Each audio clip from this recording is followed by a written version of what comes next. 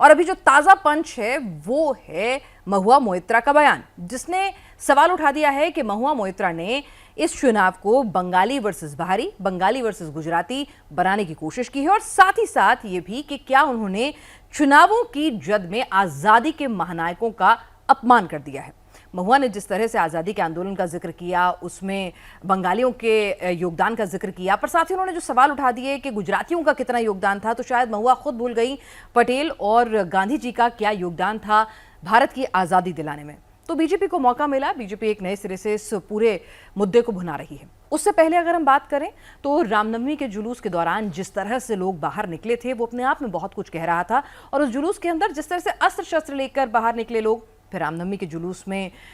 उस पूरी शोभा यात्रा के अंदर जो बवाल हो जाता है, हिंसा हो जाती है मुर्शिदाबाद में, तो सवाल ये उठने लगता है कि अब क्या ये चुनाव, जैसा कि हमेशा होता है, इस बार भी पोलराइजेशन की तरफ ही बढ़ रहा है। और अगर ये पोलराइजेशन की तरफ बढ़ रहा है तो इससे किसको फायदा हो रहा है, क्योंकि दीदी का वोट बैंक जो मुस्लिम वोट बैंक है वो तो फिक्स्ड है, उसे तो कोई नहीं छेड़ सकता, मुसलमानों के पास विकल्प नहीं है, या फिर दीदी को वो वोट बैंक छिड़ जाने का डर सता रहा है। ओवैसी और हुमायूं कबीर ने जिस तरह से हाथ मिलाया है, और कांग्रेस भी कह रही है हम बिल्कुल आसानी से गेम छोड़ेंगे नहीं, सारी सीटों पर हम चुनाव लड़ने वाले हैं और लिस्ट जारी करने वाले हैं। तो इस सब के बीच में ये चुनाव जो है बेहद दिलचस्प होता जा रहा है। आज इसी को एनालिसिस करेंगे। हमारे साथ वरिष्ठ पत्रकार समीर चौगाकर जी इस वक्त जुड़ चुके हैं। समीर जी, आपका बहुत बहुत स्वागत है हमारे इस डिजिटल प्लेटफॉर्म के शो में। समीर जी, सबसे पहले महुआ मोइत्रा का ये बयान,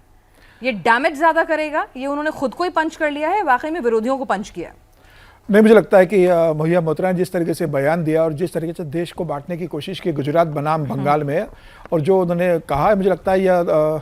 उन्होंने अपने पैर पे कुल्हाड़ी मारी है। अगर महुआ मोइत्रा अगर इतना कहती है कि भाई बंगाल का इतना योगदान रहा है, गुजरात का योगदान नहीं रहा, तो आपने जैसे जिक्र करके महात्मा गांधी और सरदार वल्लभ भाई पटेल का जिक्र किया, और उसी बंगाल से आने वाले सुभाष चंद्र बोस ने गुजरात से आने वाले गांधी को राष्ट्रपिता कहा था, उसी बंगाल से आने वाले रविन्द्रनाथ टैगोर ने गुजरात से आने वाले गांधी को महात्मा कहा था। तो मुझे लगता है कि इस तरीके से बयान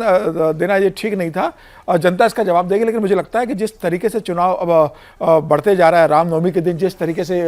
विश्व हिंदू परिषद और रामनवमी का जब रैली निकली, और उस समय जिस तरीके से प्रोसेशन के अंदर जिस तरीके से हिंसा की घटना एक सुनियोजित करने की कोशिश की, मुझे लगता है उसका असर देखने को मिल रहा है। और ममता बनर्जी मुझे लगता है उसी से भयभीत है। अमित शाह ने जिस तरीके से उसको लेकर रिएक्ट किया है, जिस तरीके से बयान दिया, और भारतीय जनता पार्टी इस पूरे मामले को जिस तरीके से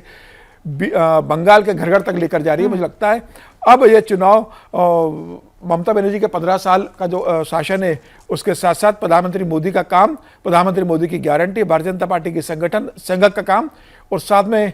हिंदुत्व के दम पर भी चुनाव लड़ा जा रहा है। ठीक है समीर जी, एक एक करके इन चीज़ों को समझते हैं। जैसे कि हर बार कोशिश रहती है कि ममता दीदी इस चुनाव को जो है माँ माटी मानुष, बंगाल की बेटी और बंगाली अस्मिता तक ले आए। बीजेपी इस बार कह रही है कि उसी सिविलाइजेशन की लड़ाई है। तो जिस तरह का महुआ मोइत्रा का बयान है, बहुत समझदार पढ़ी लिखी वो नेत्री हैं, और ऐसा नहीं हो सकता कि उन्होंने बिना सोचे समझे टीएमसी के हाईकमान से कंसल्ट किए बिना इतनी बड़ी बात कह दी हो। जो उनका बयान है, अगर मैं आपसे कहूं तो जिस तरह से वो पूछ रही हैं कि देश की आज़ादी के आंदोलन में बंगाल के लोगों ने बहुत कुर्बानियां दी, काला पानी की सजा काटी, फांसी पर चढ़ गए, लेकिन गुजरात के कितने लोगों ने काला पानी की सजा काटी, बाकायदा फिगर भी बता रही हैं वो। तो इस हद तक चले जाना,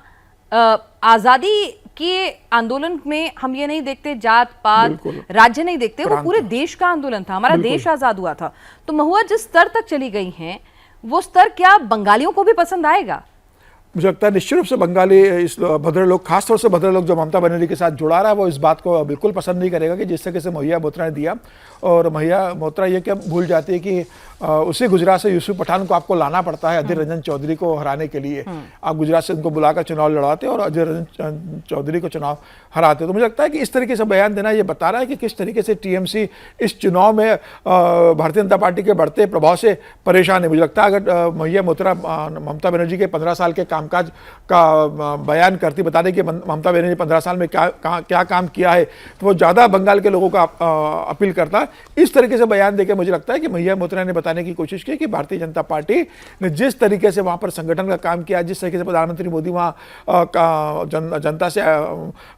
बात कर रहे हैं, जिस तरीके से अमित शाह वहाँ संगठन देख रहे हैं, बहुत मुश्किल है ममता बनर्जी के लिए चुनाव। और ममता बनर्जी के बयान, अभिषेक बनर्जी के बयान, ममता बनर्जी के तमाम नेताओं के बयान, लोकसभा में ममता बनर्जी के नेताओं ने जिस तरीके से बयान दिए, बता रहा है कि ये चुनाव ममता बनर्जी के लिए आसान नहीं है और हिंदुत्व इसमें बड़ा फैक्टर होने वाला है। ये कहा जाता है कि भाई 2019 में भी भारतीय जनता पार्टी हिंदुत्व का लड़ने कोई असर नहीं हुआ, नहीं, लेकिन अब बंगाल का भद्र लोग ये बात देख रहा है ना कि भाई 15 साल बाद भी बंगाल की हालत क्यों बंगाल विकसित राज्य की श्रेणी में नहीं आ पा रहा, क्यों 15 साल भी वहाँ के लोग तमाम चीज़ों के लिए परेशान हो रहे हैं। और जिस तरीके से अमित शाह और प्रधानमंत्री नरेंद्र मोदी कह रहे हैं कि भाई घुसपैठियों को हम बाहर करेंगे, जिस तरीके से एसआईआर हुआ, एसआईआर में जिस तरीके से लोगों के नाम कटे, उस पर ममता बनर्जी ने जिस तरीके से रिएक्ट किया है, बंगाल का भद्र लोग पसंद नहीं कर रहा होगा। और मुझे लगता है कि अब 15 साल बाद उसका भद्र लोग भी सोच रहा होगा कि एक मौका भारतीय जनता पार्टी को देना चाहिए।